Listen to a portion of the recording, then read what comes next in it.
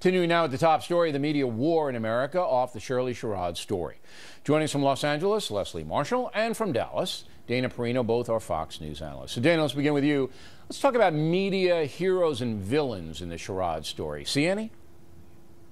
Sure, and I'm going to add another category, which is losers.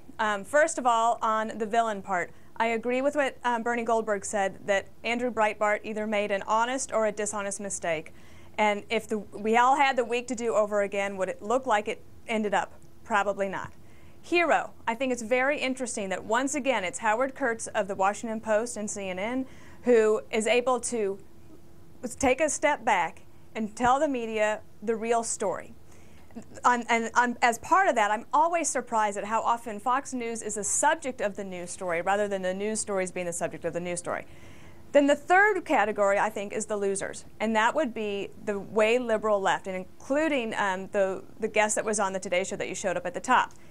This is the same week that Tucker Carlson of dailycaller.com revealed this journal list, which showed almost a corruption amongst the media, where they talk amongst themselves to try to go after Fox News or go after conservatives.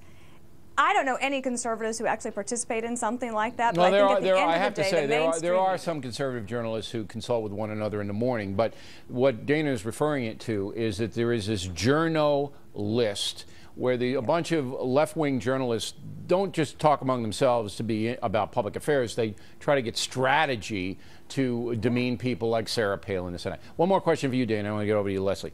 When you were inside the White House, because this story, according to Shirley Sherrod, became a White House-driven story because of Glenn Beck and Fox News. All right, because they were afraid that Fox was Fox News on President Bush's radar scope the way it seems to be on President Obama's radar scope.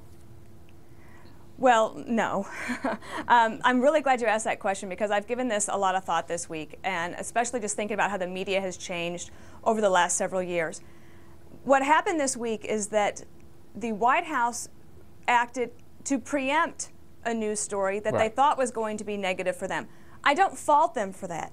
But as you probably learned through your reporting, and I certainly learned through personal experience, first reports are often wrong or at least incomplete.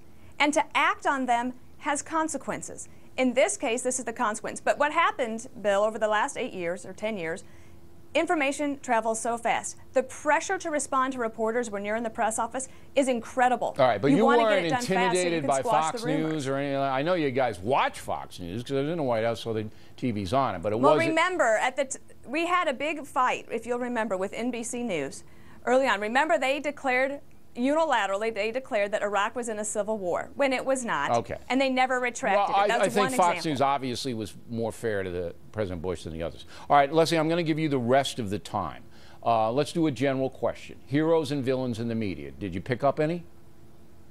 Yeah, and I want to add the loser category, you know, as Dana did. The villain here is, and it's hard for me to say this, I've met him here, he seems like a great guy, but Andrew Breitbart. I feel that his actions were irresponsible in, you know, not whether he edited or received it edited by not looking at the entire 43-minute video in its entirety. When we look at heroes, honestly, Bill, America surprised me. And I would say the heroes today, believe it or not, are the conservatives that were brave enough to call my program and that I saw online saying we were wrong to have prejudged Ms. Sherrod. Bill, I'm going to include you in that. You were a real man. You manned up and you apologized, and I respect you even more for that. Well, I had to. I made a mistake. If I didn't apologize, I'd be an idiot. But Bernie says, though, Leslie, that Ms. Sherrod now has become part of the problem because her reaction to Fox News in particular has been so vitriolic. Well, I want to talk losers because I think the losers are the American people before I answer that, Bill. Okay, but no, I don't have time. I'd rather have you on Ms. Sherrod. I already said the losers are the American people. They're not getting the information they should get. Okay, go ahead. Okay. Shirley Sherrod, Ms. Sherrod, in my opinion, was a victim caught in the crossfire of an attack toward the NAACP. That's who I think the target was.